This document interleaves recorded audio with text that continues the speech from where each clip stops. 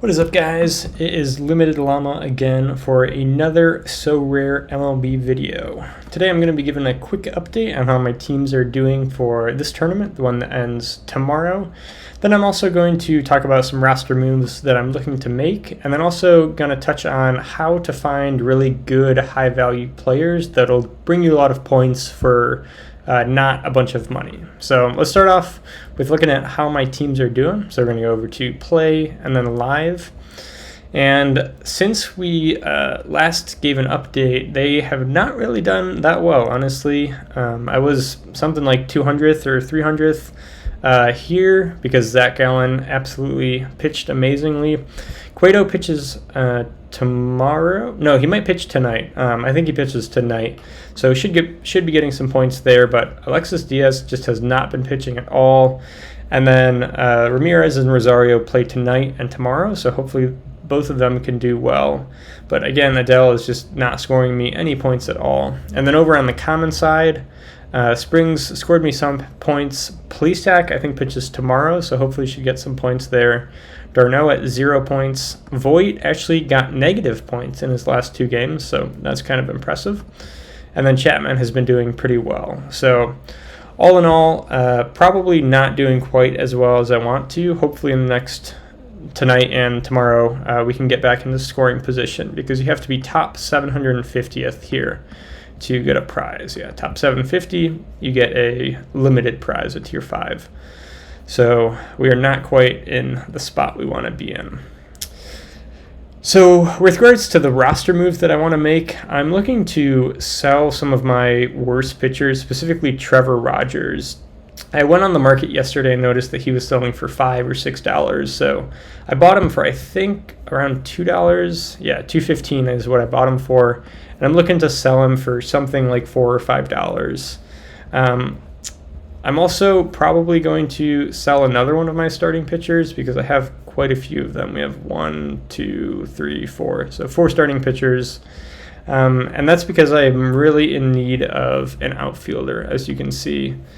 Outfielders have currently gotten me 3 points, which is pretty awful. And there's so many outfielders, so I can definitely find a good one. And that kind of brings me to the third topic of this video, which is how to find really solid players who will bring you a lot of points but don't necessarily cost a lot of money. So if you go over to Manager Sales, this is where you can buy cards secondhand off of other players. And you can see here some players are going for pretty cheap, $130, and then you have the really solid players going for something like $60.15. So one thing that you want to note when you're buying cards secondhand is that the price of the card, it's both in relation to how good the player is, but it's also in relation to how popular the player is. So, for example, if we look up Aaron Judge, right, he's going to bring you a lot of points every game he plays. He's averaging 12 points a game, but he's currently going to cost you $368 to purchase. Whereas it's probably not worth it to go for him. You might want to go for a lesser-known outfielder who maybe brings you 10 or 8 points a game and doesn't cost you, $368.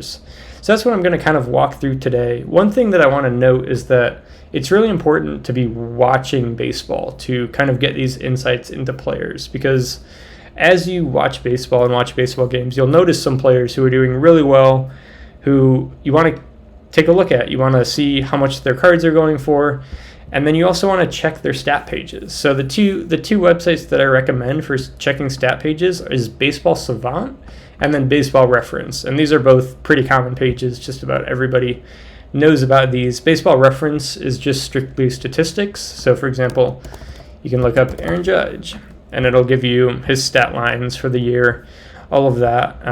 But Baseball Savant is honestly the one that I would recommend more, specifically for Sorare. And that's because Baseball Savant will give you an expected batting average and an expected ERA. So if we go, for example, to Aaron Judge, right, his batting average, his batting average is 304. But then we can look at his expected batting average, and his expected batting average for this year is 303. So he's hitting just about on average what we would expect.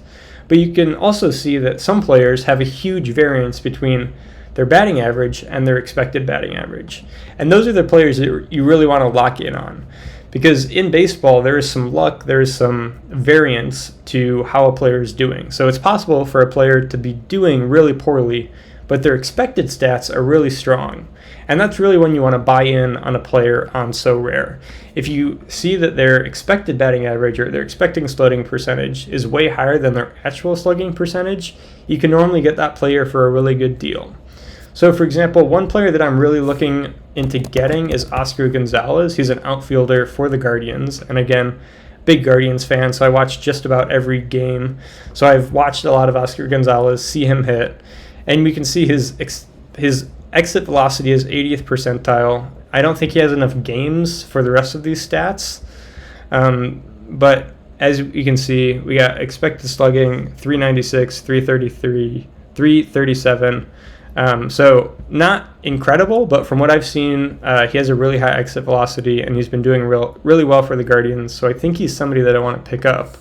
So once I see a player that I want to pick up, you're going to go over here, and you're just going to search them and see how much they're going for. And Oscar Gonzalez, yesterday he was going for like $2. Today he's apparently going for $10. So that's kind of the variance with SoRare, is on different days people can be selling the players for different amounts of money. But as you can see, Oscar Gonzalez going for $10. I honestly wouldn't pick him up for $10. I don't think he's worth $10 on SoRare. But previously, yesterday, when I saw him at $1.80, $2, I definitely wanted to pick him up because I think he's a really solid player who has a lot of upside. And that's the final point that I want to make, is that when you buy a SoRare card, you're going to have it forever. So if I bought this Oscar Gonzalez card, as long as I don't sell it 4 years down the road when Oscar Gonzalez is the MVP, I still have this card, and at that point it's worth $300, $400, and I can sell it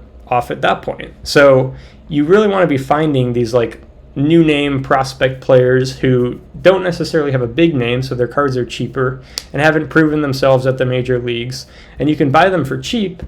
And then you can either hold on to them and play them in your contests since you think they're good, and you can also sell them down the road for a solid price. So once again, I recommend using Baseball Savant, looking at the expected batting average, expected slugging percentage. You can look at more advanced stats like expected weighted on base average.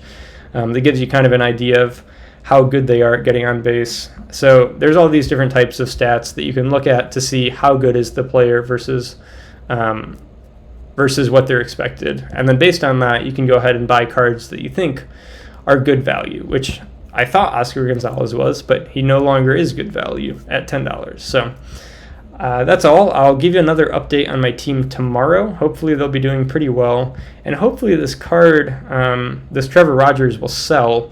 And then I'll also kind of walk through my process of picking the next couple players that I want to buy with this $4, because I definitely need an outfielder. So that's all for today. Thanks for watching.